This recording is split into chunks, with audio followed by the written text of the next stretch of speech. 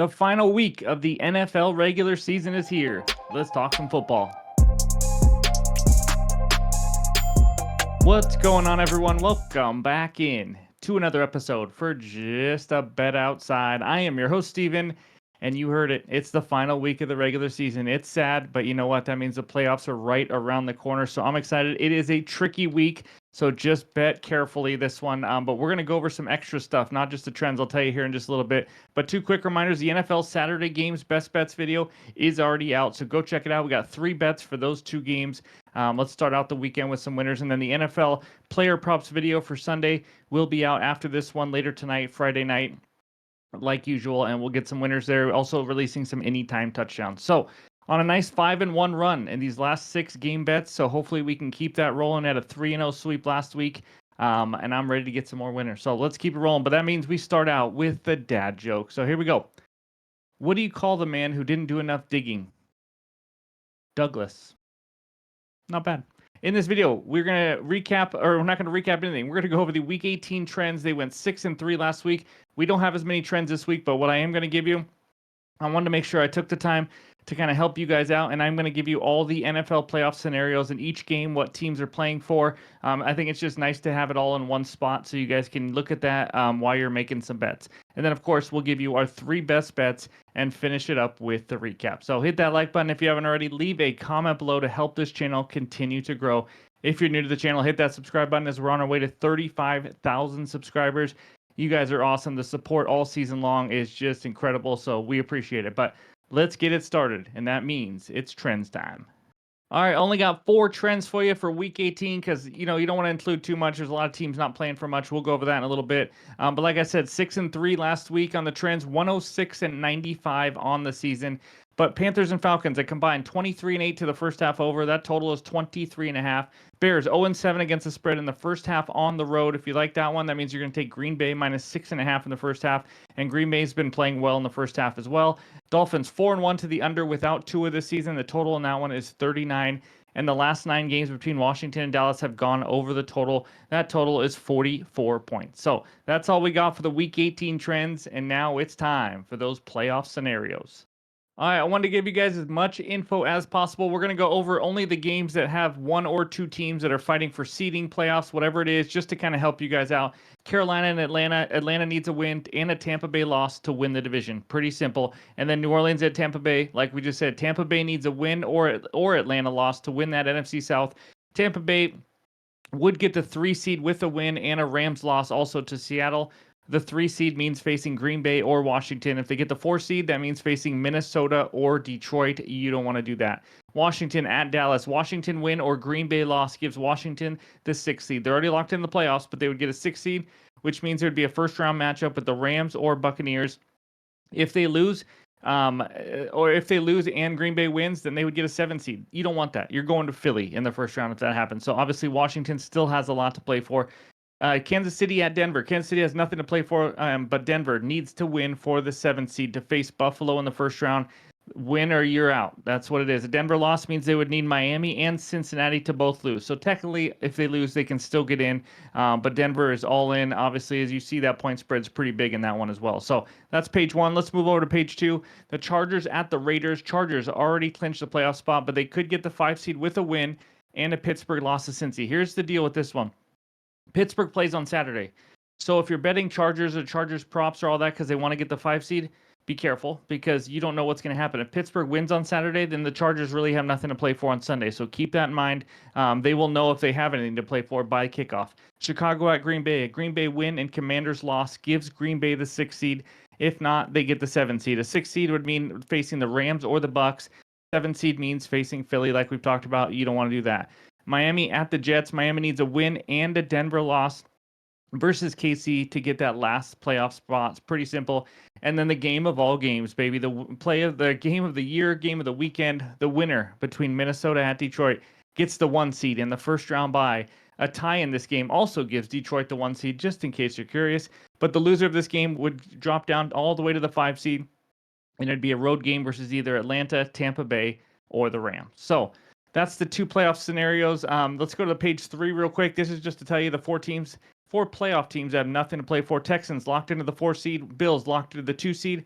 Eagles 2 seed and Chiefs are locked into the 1 seed, just to kind of give you a little heads up on that. But that's what we got for all the playoff scenarios, and now it's time for the best bets. All right, this first one takes us out to the ATL where the Falcons host the Carolina Panthers. Atlanta -7.5. Total in this one is 47.5, and we're going right to that total. Give me the over 47.5 in this one at -115 for a half unit as my best bet. These NFC South games have been absolute shootouts. In fact, these two teams are combined 9-1 to the over in divisional games this year. NFC South games as a whole are averaging 54 points per game. The Panthers, awful defensively, especially versus the run, like we've talked about. They're historically bad. One of the worst defenses that I've ever seen in my life against the run. Bijan should be able to run all over them. Panthers do not get much pressure at all. We've talked about that all season long. Michael Penix looked pretty good so far in his first few games. This should be his easiest matchup by far. The Panthers offense, they've been much better lately. Bryce Young's been playing better from the first half of the year. He has 9 touchdowns, 3 interceptions last 7 games. They've scored 20 versus Atlanta earlier this year when they weren't playing as well. Carolina has now scored 22 or more points in 3 of the last 5. That's a big deal for Carolina. That's why I wanted to mention it. Not having Chuba Hubbard obviously is not ideal. He's their best running back, but still, I think they get some points here against the Falcons. Because this Falcons defense, also not a defense that can get any pressure at all. They couldn't stop Washington last week. Before that, they had some really cake matchups against the Giants and the Raiders offense. But they are as bad as Carolina when it comes to getting pressure on the quarterback. So we talked about with Atlanta all year, they're just not really good at one thing on defense. They just aren't. They're average to well below average in some categories. So overall, I'm not going to overthink it. We got two teams or two defenses that cannot get any pressure on quarterbacks. And I think we have offenses that can move the ball on the ground a little bit and through the air. 58 points in their last matchup. I see another 30-24 type of game here. So give me the over 47.5 as my first best bet. This second one takes us out to Tampa, Florida, where the Buccaneers host the New Orleans Saints. Bucks -14. Total in this one, 43.5. My best bet in this one is the Bucks team total over 27.5 at -120 on BetMGM for a half unit. This might be my favorite of the 3 ever so slightly, but the Bucks are playing for a division title here, so they're obviously going to be taking their foot off the gas. But let's talk about this offense. They have scored 28 or more points in 4 of their last 6 games now. 2 unders were at 24 and 26, so 24 plus in 6 straight games. They just put up 48 last week against the Panthers. They have a very balanced offense. Bucky Irving has been great for this running game and the dominance of Baker Mayfield. My goodness, has he had a great season. It's crazy. But they're faced the Saints. They've already faced them. They scored 51 freaking points against them. I think the Bucks have a huge game offensively here. Saints defense not going to have all their starters. They're banged up. They're ready for the offseason. Let's face it. Last 2 weeks, Saints gave up 34 to Green Bay on Monday Night Football, 25 to the Raiders last week. It's hard to give up 25 to the Raiders. I mean, they gave up almost 400 total yards to the Raiders. That's right. I'll just leave that there because we know how bad their offense has been. Pass defense, bottom 5 in the NFL. Baker threw for over 300 against them last time. He's probably going to throw for over 300 again. It's just an absolute mess for the Saints this year. But the cherry on top, Spencer Rattler's the quarterback. His struggles, any quarterback over there that's not Derek Carr, is probably going to give the Buccaneers good field position. Maybe we get some interceptions. Maybe we get some pick sixes and things like that. But Rattler has 3 interceptions in the last 2 games as well. I think the Bucs score like 35 or more. I think they light up the scoreboard here. There's a lot of player incentives as well. But the biggest incentive is you want to win your division, obviously. So give me Tampa over 27.5 points as my second best bet. This last one takes us out to Los Angeles, where the Rams host my Seattle Seahawks. Seahawks -6.5. Total in this one is 38.5. I have bet a lot of times on Seahawks games, and they have let me down. But you know what? I'm determined to get a winner. Best bet, Seahawks team total over 22.5 at -120 for a half unit. So big line movement in this game, by the way. Rams were 3.5-point favorites. Then the game became one that didn't matter for either team, and they're going to rest starters. So now we have a 6.5 point the other side. It's crazy line movement, but it's normal, I guess, for the last week. But let's talk the Seahawks first. Eliminated, but they still have things to play for. Coach McDonald trying to become the 7th ever head coach to win 10 games in his first year as a head coach.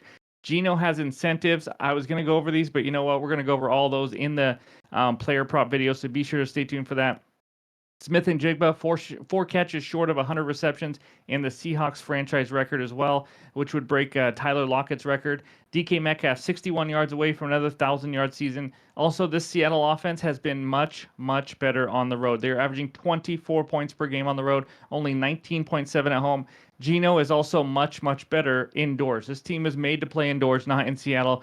14 starts indoors for Geno Smith. They are averaging 30.8 points per game, and the team total went over in 12 of those 14 games. I mean, it is night and day. So getting into LA, good environment, obviously playing the Rams there, it's going to be much better. So I expect them to be very, very motivated still, end with a 10-win season, and go from there. But the Rams defense, I don't know who exactly is going to be sitting on the defense, but I know they're going to be sitting some starters. They don't have anything to play for, so they give up 20 points to the Seahawks in the first meeting. No real stats here, but when you have one offense who's still playing, they're going to play hard going up against the backups. You got to assume if Seattle can't get to 23, I don't know what else to say. I think this line should be at least 24 and a half. Getting under the key numbers of 23 and 24 are huge here. So that's my third and final bet for the video. Give me the Seahawks team total over 22 and a half. And before we get out of here, let's check out the recap. All right, there it is. The over 47.5 Falcons, Panthers minus 115 for a half unit. Then the Bucks team total over 27.5 at minus 120 for a half unit.